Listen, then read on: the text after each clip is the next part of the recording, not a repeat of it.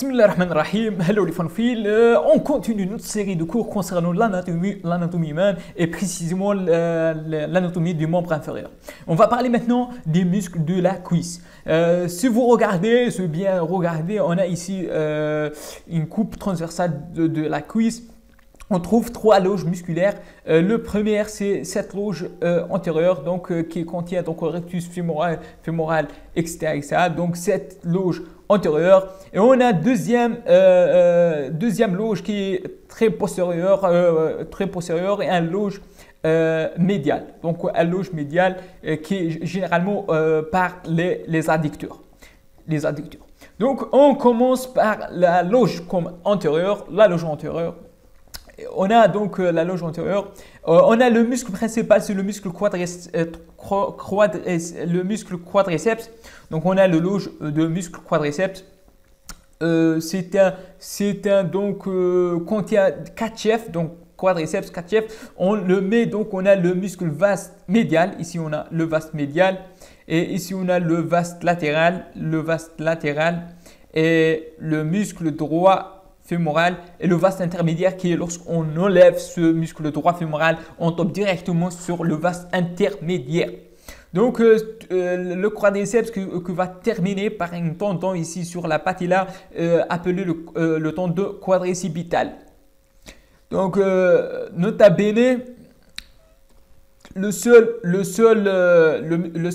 muscle qui agit qui est B-articulaire, c'est-à-dire qui agit sur l'articulation au nom de la hanche et l'articulation en bas de la genou, c'est le muscle droit fémoral parce qu'il s'insère au nom sur le petit, ici c'est l'épine antéro-inférieur, sur l'épine antéro-inférieur. Le droit fémoral s'insère sur l'épine antéro-inférieur et sur, on suce l'acétabulum, dans une petite surface par un tendon, je pense réfléchi, sur l'acétabulum et se termine ici sur, bien sûr, par cet tendon et à travers cette patella sur la tuberosité tibiale. On note que la patella, c'est une os sésamoïde parce qu'il est intriqué dans cet appareil onduleuse. C'est le plus grand os sésamoïde. Donc, il reste un seul muscle, c'est le muscle sartus qui s'étend de l'épine iliaque antéro-supérieure jusqu'à la patois. L'épine iliaque antéro-supérieure, contrairement au muscle droit fémoral, c'est l'épine iliaque antéro-inférieure. Droit fémoral inférieur, sartus, l'épine iliaque antéro-supérieure. Et qui se termine sur le muscle de patois. Une partie ici médiale de tibia appelée la patois. Le premier muscle de la patois, c'est le muscle sartorius que je le mets ici. Il faut rappeler de ça, on va parler que cette patois qui reçoit trois muscles qui en viennent de les trois loges. Maintenant, on a le loge médial. Le loge médial contient ici le pectiné. Le muscle pectiné, il est visible ici, le muscle pectiné qui s'étend de cette pectine de pubis jusqu'à ici une ligne donc sur la face postérieure des fémurs. Le muscle pectiné ici, il est bien visible ici. Dans ce plancher, le muscle pectiné, ici on a le muscle héliopsoas qui se termine sur le petit trochanter et en dessous on a le muscle pectiné, il est bien visible ici. On note que le muscle héliopsoas et le muscle pectiné, ils ne sont pas dans le même plan parce que ils ont deux plans différents, totalement deux plans différents. On a un interstice entre le muscle pectiné et les autres muscles tels que l'ongle adducteur et ici le long adducteur et le petit adducteur, il est plus en profondeur. Ici c'est notre sartorius. Ici, c'est l'ongle adducteur. On trouve un interstice, comme j'ai dit, entre l'ongle adducteur et le pecten. On a sectionné ici le pectiné. Les adducteurs sont principalement insérés sur le pubis et la branche pubienne. Ici, on a le muscle pectiné qui est levé. Ici, on a le muscle long adducteur. Ici, l'ongle adducteur qui s'insère sur le pecten, termine sur la face postérieure du fémur, c'est-à-dire sur une ligne appelée la lune âpre. Et il reste le grand adducteur qui contient donc plusieurs chefs. ce grand adducteur, on a un chef en haut et on a un chef direct qui se termine sur un tubercule le plus important, le tubercule de grand adducteur. Cet tubercule qui fait l'orientation qu'on est dans la face médiale de fémur. Donc un tubercule de grand adducteur pour orienter, qui se situe ici, un grand tubercule de grand adducteur qui pour savoir qu'on est dans la face médiale de fémur. Cette langue adducteur, il se termine par cette tendon et il fait un hiatus appelé le hiatus tendineux de muscle grand adducteur. Ce hiatus tendineux, il livre le passage. On sait que l'artère fémorale, elle descend directement dans ce sens. Après, elle va aller vers la postérieure par cette hiatus pour devenir l'artère publitée. Donc, artère publitée, artère fémorale, devenir artère publitée lorsqu'elle passe sous cet hiatus tendineux de grand adducteur. Ça, c'est le muscle médian, le groupe médian. Il reste un seul groupe, c'est le groupe postérieur, présenté par les muscles ici, ischio-tibial ici ou bien. Donc, ces muscles qui s'insèrent généralement, trois muscles s'insèrent sur cette tuberosité sciatique. On a le muscle biceps fémoral qui contient biceps de chef, un chef long qui s'insère sur cette tuberosité sciatique. Et le petit chef qui s'insère sur la partie distale de l'limbe âpre, il se termine sur la tête de la fibula. La tête de la fibula. On a aussi le muscle semi-tendineux qui est le postérieur qui s'insère ici sur la tuberosité tibiale, la tuberosité sciatique, et se termine sur les pas de doigts, la partie du pas de doigt. C'est le deuxième muscle de pas de doigt. On a oublié de parler le troisième muscle de pas de doigt, c'est un muscle gracilis qui vient ici, se termine dans la patte doigt. Je n'ai pas mentionné ici le muscle gracilis qui est parti dans le groupe médial. Et c'est le deuxième muscle de pas de doigt. Et on va terminer le troisième, c'est le muscle semi-tendineux qui se termine sur la patte doigt. Donc, semi-tendineux, gracilis et sartorius sont les trois muscles de patte doigt.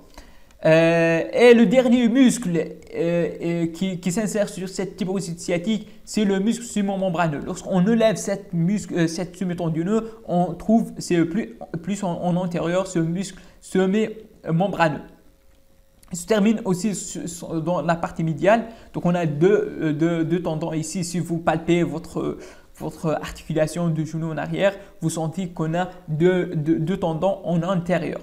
Le semi-tendineux et le semi-membraneux. Le semi-membraneux, donc semi-tendineux, on est d'accord, il s'insère sur les pattes doigts. Il reste le semi-membraneux. Semi-membraneux, il contient une insertion très forte parce que trois tendons, un tendon direct qui s'insère directement sur cette partie supérieure du tibia et un tendon qui réfléchit, qui tourne cette articulation en avant. Et un tendon récurrent, c'est cette ligament oblique, poplité oblique, donc récurrent, qui va terminer sur une petite os sésamoïde appelée la fabella. Fabella, donc une petite os sésamoïde, parfois on le trouve, parfois non, qui cause un diagnostic différentiel d'une fracture de genou. Donc une os sésamoïde ici, il faut rappeler de ça, la fabella. Donc la fabella. J'aime pas beaucoup de faire un polycope, mais on va résumer sur une petite polycope. On a la loge antérieure, on a le muscle sartorius, insertion sur l'épine iliaque antéro-supérieure, se termine sur la patte doigt, joue un rôle important de la flexion. Il faut un petit rappel, le loge antérieur, il est innervé principalement par le nerf fémoral. Donc le nerf fémoral pour l'innervation du muscle sartorius et même le quadriceps. Le quadriceps, 4 chefs, le muscle droit fémoral, 3 tendons par un tendon direct sur l'épine iliaque antéro-inférieure, tendon réfléchi sur le port supérieur de l'acétabulum et un tendon récurrent. Se termine sur la base de la patella et il donne certaines fibres qui vont aller jusqu'à la tuberosité tibiale. C'est le seul muscle qui agit sur les deux, c'est-à-dire il est extenseur de genou plus inflexion de la hanche parce qu'il est biarticulaire. Les restes sont les vastes médiales latérales et vastes médiales sur la ligne âpre, ligne sur la lèvre médiale et l'autre sur la lèvre latérale et se termine par des tendons directs. On regardait un tendon direct et des tendons croisés, appelés des tendons obliques, qui sont obliques ici et qui croisent la ligne pour aller vers le côté opposé. Par exemple, le vaste médial, on a un tendon commun, des fibres directes qui sont allées directement vers la patella et des fibres croisées qui croisent la ligne médiale pour aller vers le condyle latéral de tibia. Le vaste intermédiaire, il est profond. Il est sur la face antérieure et latérale du diaphyse fémoral et se termine sur la base et la bord latérale de patella. Ce muscle, comment dirais-je, ce muscle quadriceps, c'est un muscle d'extenseur de genou, c'est-à-dire lorsqu'on tire sur la patella, on tire ici sur la patella, on fait une extension de genou, c'est-à-dire de mettre le pied comment dire, horizontalement ou bien aligner le pied. Aligner le pied, c'est-à-dire mettre la jambe alignée droite, c'est-à-dire de revenir à la position 0, c'est-à-dire aligner le pied. Comme ça c'est une jambe en extension. Donc, parce que le droit fémoral qui tire, elle est en extension. Le nerf, c'est le nerf fémoral parce qu'on dit que le nerf fémoral qui sort ici et qui va innerver tous ces muscles dans la loge antérieure, le quadriceps et le sartorius. La loge, ici, c'est la loge médiale qui est la loge des adducteurs. On a le long adducteur pubis au niveau de pubis. Il va terminer sur la ligne âpre, donc du fémur, tiers moyen de la ligne âpre. C'est un adducteur et innervé par le muscle. Ici, c'est l'innervation par l'obturateur. On sait que l'obturateur sort ici. C'est un muscle obturateur et qui va innerver la majorité du muscle, adducteur. On a le muscle pectiné qui insère sur la pectine et termine sur la ligne pectinéale. C'est la terminaison de la ligne âpre, ligne pectinéale. C'est un nerf adducteur et innervé majoritairement par l'obturateur. La muscle gracilis, le gracile, appelé gracilis aussi, c'est l'insertion sur le pubis, branche inférieure du pubis, et se terminer sur la patte doigt, sur la face médiale de patte doigt. Il agit, c'est un adducteur aussi. Après, on peut parler rotateur médial. C'est aussi adducteur et innervé par le nerf obturateur comme les autres muscles adducteurs. Le court adducteur, il est donc situé profondément contre la pectinée et long adducteur. On l'enlève, on trouve ce petit adducteur, insertion sur le pubis. Donc, on trouve beaucoup des muscles adducteurs qui sont concentrés sur cette branche pubienne qui peut donner parfois des douleurs ici au niveau de pubis parce qu'on a plusieurs muscles adducteurs, surtout chez les gens qui font le sport de haut niveau. Il se termine sur la ligne pectinale aussi inférieure. C'est énervé aussi par le nerf obturateur. Le grand adducteur, c'est la partie inférieure de branche ischio-pubienne et la tuberosité sciatique aussi. Il contient plusieurs chefs, donc le supérieur, branche latérale, on a médial, donc il se termine par plusieurs chefs. On a un chef horizontal ici en haut, de grand adducteur. On a un chef qui descend directement, inférieur qui se descend directement vers ce petit tubercule de long adducteur. L'adducteur, c'est un muscle adducteur et rotateur latéral du cuisse. Et comme j'ai dit, il livre passage à des artères perforantes et principalement par son hiatus, il livre passage de l'artère fémorale pour devenir l'artère publétée. Donc plusieurs faisceaux comme j'ai dit. Et il est innervé par le nerf obturateur comme les autres et aussi par une petite, la faisceau inférieure par une branche de nerf sciatique. Donc, il reste les derniers groupes, c'est-à-dire le groupe postérieur. Donc, le groupe postérieur, semi-tendineux, la tuberosité sciatique terminée sur la patte doigt. innervé par le sciatique. Donc le groupe en arrière, c'est principalement le nerf sciatique. Le semi-membraneux tuberosité sciatique terminé par 3 faisceaux directs, récurrents et réfléchis. Réfléchis qui s'insèrent sur le bord condyle médial qui tourne ici vers le condyle médial.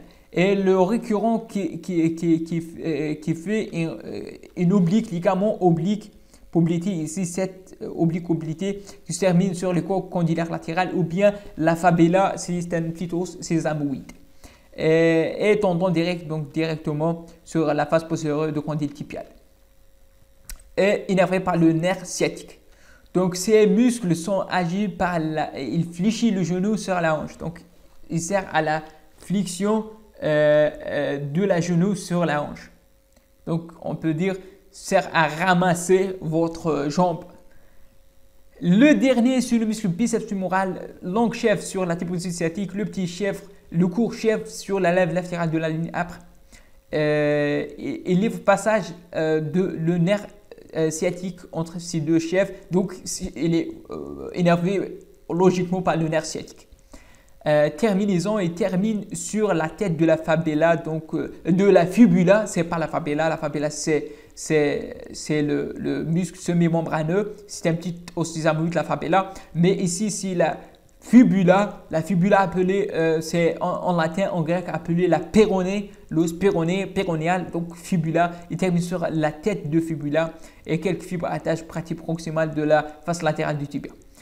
Donc il fléchit aussi, c'est un muscle de la fléchisseur de la jambe. Donc on est terminé de citer les muscles de la cuisse. Je vous remercie pour votre attention. N'hésitez pas de cliquer sur j'aime, abonnez sur ma chaîne et d'aimer, partager. À la prochaine, Inch'Allah, salam.